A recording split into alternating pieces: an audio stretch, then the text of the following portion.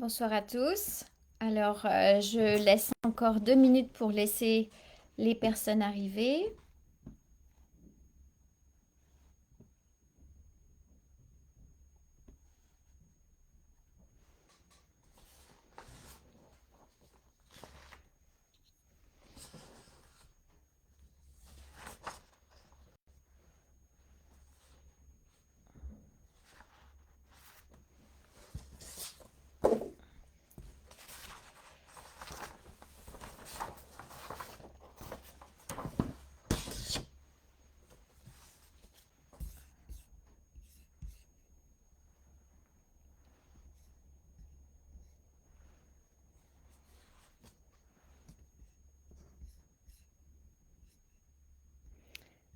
Alors, s'il y a des personnes déjà en ligne, si vous m'entendez bien, est-ce que vous pouvez me le faire savoir en commentaire, s'il vous plaît?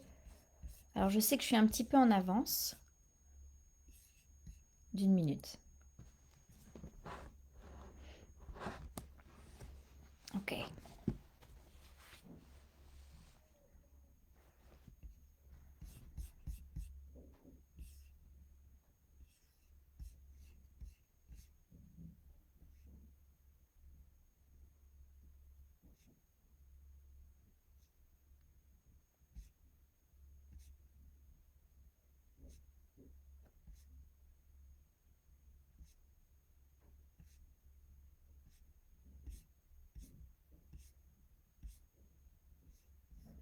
Ok, super bien. Génial, merci. Ok, alors on va commencer. D'abord, je voudrais vous accueillir en vous souhaitant une merveilleuse année 2024. Je vous souhaite à tous que cette année 2024, elle vous apporte tout ce dont vous désirez et aussi de vous apporter tous les vœux que vous avez envie de réaliser pour votre objectif, les objectifs que vous vous êtes mis pour cette année 2024. Donc, pour ceux qui ne me connaissent pas, je m'appelle Ophélie Martin, je suis hypnothérapeute, j'exerce dans un cabinet à Strasbourg et à Mundolsheim et je suis ravie de vous accueillir ce soir. Et je me suis dit, pour 2024, voilà, il faut sortir un petit peu de sa zone de confort. Donc, moi aussi, je me suis fixé des buts et je me suis dit, voilà, on va commencer à attaquer avec un live. Peut-être d'autres lives par la suite, on verra. En attendant, je me suis dit que peut-être il y avait des questions en suspens pour certaines personnes qui seraient éventuellement intéressées pour faire des séances d'hypnose, mais qui ne seraient, auraient peut-être pas des questions en suspens ou ils ne sauraient peut-être pas exactement comment avoir la réponse à leurs questions. Donc, je me suis préparé quelques petites questions. Bien sûr, si vous avez des questions à poser, vous pouvez les poser dans le chat. Alors, je ne suis pas encore au top avec tout ce qui est ordinateur, Facebook, etc. Mais ça viendra avec le temps. On apprend en faisant. Donc, si ça arrive, soyez patient avec moi. Voilà, super. Merci. Je vois des commentaires. C'est génial. Vous êtes gentils. Merci. Ok, alors on va commencer peut-être par des questions. Une question basique où les personnes se demandent, bon, alors c'est comment une séance d'hypnothérapie, ça se passe comment? Donc en fait, une séance d'hypnothérapie, la première en général, on passe pas mal de temps à parler, à discuter. Moi, j'apprends à vous connaître, vous apprenez à me connaître aussi. Il faut qu'il y ait un échange, un petit quelque chose qui se passe entre nous, n'est-ce pas? Et puis, on discute de vos objectifs, ce que vous avez envie d'atteindre, dans quelle mesure, etc. Et moi, j'en apprends un petit peu plus sur votre histoire, si vous avez envie de la partager, bien sûr. Parce qu'il y a aussi des séances d'hypnose où parfois les souvenirs sont peut-être un peu trop douloureux. Et à ce moment-là, il est important aussi de préciser que moi, en hypnose, je n'ai pas besoin de savoir tout le contenu exact du traumatisme que vous avez vécu avec tous les détails pour pouvoir vous aider et les traiter. Parce que en hypnose, on a aussi ce qu'on appelle des protocoles content free. Alors désolé, c'est en anglais, ça veut dire qu'on n'a pas besoin, nous en tant qu'hypnothérapeute, de connaître chaque détail en fait pour vous aider. Voilà. Donc ça, c'est la première des choses. À la première séance, donc on parle beaucoup. En général, on fait un petit protocole ou deux. Donc le temps d'une séance hypnotique, enfin d'une séance d'hypnose, le temps quand vous êtes en hypnose, vraiment, c'est à peu près 45 minutes, des fois moins, ça dépend. Et puis après, on a 2 minutes de débrief et puis on se revoit en général une semaine après, voire 15 jours après, ça dépend. Mais pas au-delà de 15 jours parce que la première séance est importante et quand on commence une thérapie, c'est bien de vraiment commencer et de pas faire une séance et après un mois plus tard, on revient, on se dit tiens, je vais le refaire parce que sinon là, je pense que vous vous doutez bien que les résultats sont un petit peu moindres. Voilà. Ça, c'était pour la première question. Alors, la deuxième question, souvent, c'est où j'entends quand on est avec des discussions avec des amis, ah, mais moi, je crois pas en l'hypnose, hein, donc ça marchera pas pour moi. Donc, alors, c'est un petit peu comme si je vous disais, ben, c'est pas la peine de croire au vent, ou c'est pas la peine de croire à l'amour, en fait. Tout ça, ce sont des choses qui se font. On n'a pas besoin de croire pour les ressentir et les vivre. Voilà. Donc, une personne qui ne croit pas en hypnose n'a pas besoin d'y croire pour expérimenter un état hypnotique. Voilà. Alors, quel type de problèmes peuvent être traités en hypnothérapie? Alors, c'est assez large, bien sûr. Tous les problèmes, j'ai envie de dire, d'anxiété, de stress, de manque de confiance en soi aussi, bien sûr. L'hypnose va vous aider, va être aussi cet outil motivation dans ce que vous avez envie d'entreprendre pour votre but, qui est peut-être de perdre du poids, d'arrêter de fumer, de passer outre un divorce, une séparation, un deuil, tout ça, quoi, peu importe. Donc, euh, donc voilà, on peut faire ça. Ensuite,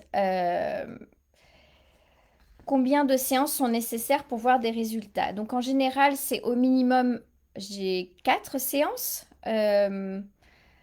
On va jusqu'à 12. Il n'y a pas de... Ça dépend de la thématique que vous amenez, du problème, de vos résultats, de votre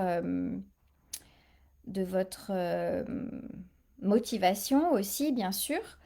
Une personne qui est vraiment, j'ai envie de dire, par exemple, en prenant l'arrêt du tabac, une personne qui est vraiment au seuil, qui n'en peut plus de fumer, va forcément avoir des résultats beaucoup plus rapides qu'une personne qui a envie d'arrêter de fumer, mais qui aime encore sa cigarette le matin ou le soir ou après manger. Vous voyez, ça, c'est une petite différence.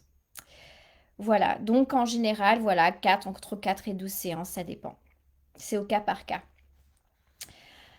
Alors, en général aussi, on peut avoir comme question, qu'est-ce qui se passe si je ne peux pas être hypnotisée? Alors, tout le monde peut être hypnotisé, puisque dans votre vie de tous les jours, vous êtes déjà hypnotisé, mais vous ne le remarquez pas ou vous utilisez peut-être pas ce mot-là. Lorsque vous regardez la télé, vous êtes hypnotisé. C'est une manière de regarder quelque chose et en même temps de vivre des émotions qui ne sont pas les vôtres, mais vous vivez une émotion, par exemple. Ou bien quand vous lisez un livre, vous êtes transporté dans votre monde imaginaire, vous commencez à mettre des formes et être dans le livre. C'est ce qui fait que le livre vous transporte. Donc ça aussi, c'est une façon d'être hypnotisé. Quand on conduit aussi, bien sûr, c'est une façon... bon, bien sûr, il faut être en train de conduire et bien à ce qu'on fait, mais souvent, on peut penser à autre chose et puis d'un coup, on se dit, ah mince, la sortie, c'était là, je l'ai loupé. Bon, voilà, vous étiez un petit peu dans un état hypnotique à ce moment-là, c'est pour ça.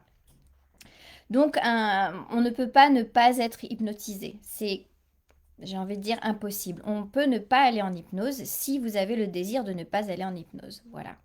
Mais si vous avez le désir, ça sera facile. Ok. Alors, autre question qu'on peut éventuellement se poser, c'est l'hypnose est-elle remboursée par la sécurité sociale? Alors, à ma connaissance, non. Par contre, selon votre mutuelle, vous pouvez être remboursé selon les mutuelles. Je pense que le plus courant, ça doit être de l'ordre de 2 séances par an. Voilà. Donc, si vous avez envie, renseignez-vous auprès de votre mutuelle. Normalement, ils vous disent exactement le nombre de séances où vous pouvez être remboursé. Est-ce que c'est bon jusqu'à présent? J'espère que c'est bon pour vous, je vais pas trop vite. Ok, alors, une autre question peut-être vous pouvez vous poser, c'est est-ce que je peux conduire après une séance d'hypnose? Alors oui, bien sûr, puisque vous allez retrouver tout à fait votre état de conscience normal. Euh, c'est comme quand on fait une petite sieste, en fait, sans dormir, bien sûr. Mais quand on réveille, en ce moment où on réveille, on pose le pied un peu par terre, on se dit, ah oui, voilà, bon, bah c'était bien, je commence à revenir un petit peu à moi. Et il vous faut, je sais pas, peut-être une minute ou deux vraiment pour être vraiment, vraiment présente, présent ou présente. Mais on peut tout à fait conduire et continuer sa journée, etc. Après. Ok.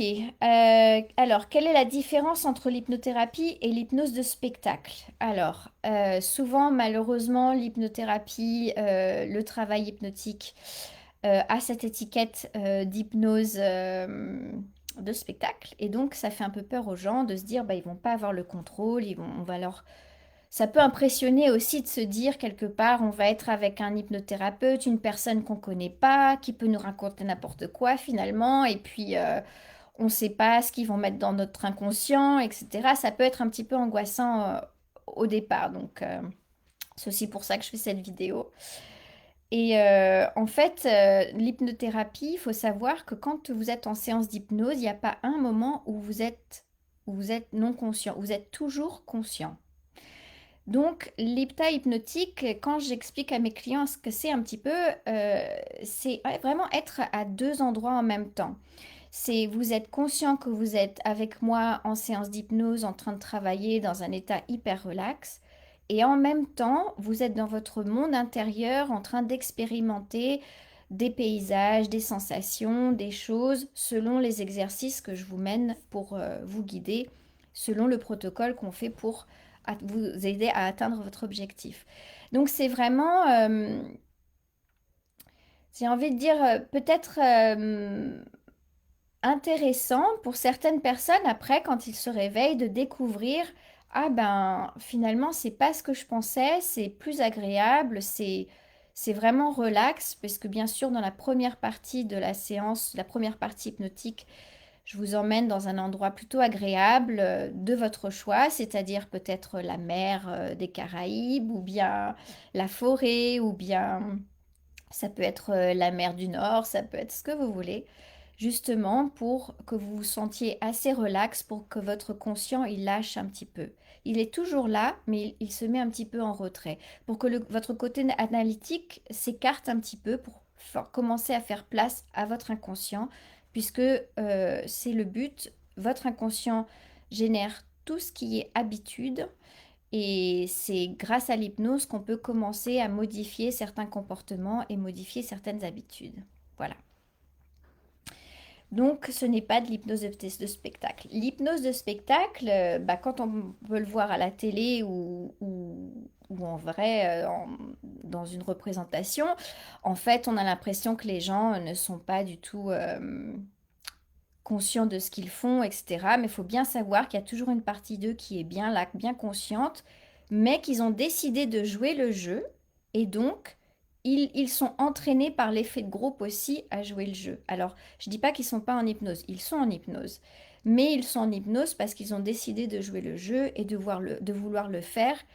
Et il y a des personnalités qui aiment être un peu sur le devant de la scène, j'ai envie de dire, et qui aiment bien ça, et qui sont naturellement prédisposés à être assez euh, à lâcher prise complètement, pour être en état hypnotique assez profond, pour pouvoir justement faire de l'hypnose euh, de spectacle. Voilà. Il faut savoir que dans les groupes en général d'hypnose de spectacle, il y a toujours au moins une personne qui est, j'ai pas envie de dire une fake personne, mais c'est toujours une personne qui est déjà là, qui est pas vraiment en hypnose, qui fait aussi les gestes, etc., pour créer cette ambiance de groupe, pour que après le groupe suive. Mais bon, ça c'est un des secrets, normalement, faut pas le dire. Voilà, c'est fait. Ok. Ensuite, peut-être même la dernière question. Alors, comment ou est-ce que je dois me préparer à ma séance d'hypnothérapie? Eh ben, il n'y a pas grand-chose à faire si ce n'est de n'avoir pas trop d'attentes ou de préjugés en se disant oh, ça va se passer comme ça va se passer comme ça. Non, le mieux c'est juste d'y aller en se disant peu importe ce qui se passe, je sais que ça va être pour mon bien et en sachant que vous allez être toujours conscient finalement, vous pouvez finalement vous relâcher et vous dire qu'il ne peut rien se passer de mal en fait. Qu'est-ce que vous avez à perdre finalement? Pas grand-chose à part peut-être vos mauvaises habitudes. Voilà. Alors, je vais checker un petit peu avec vous si c'était bon pour vous.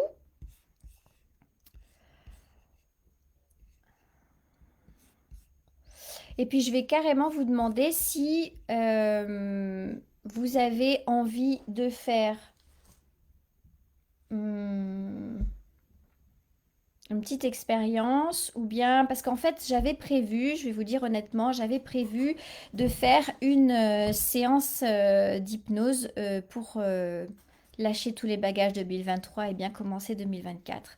Mais malheureusement, je me suis rendu compte que Facebook c'est un format question-réponse et j'ai du mal à faire une hypnose sans vous voir. Donc j'ai décidé à la dernière minute de changer un peu le programme et de faire des questions-réponses.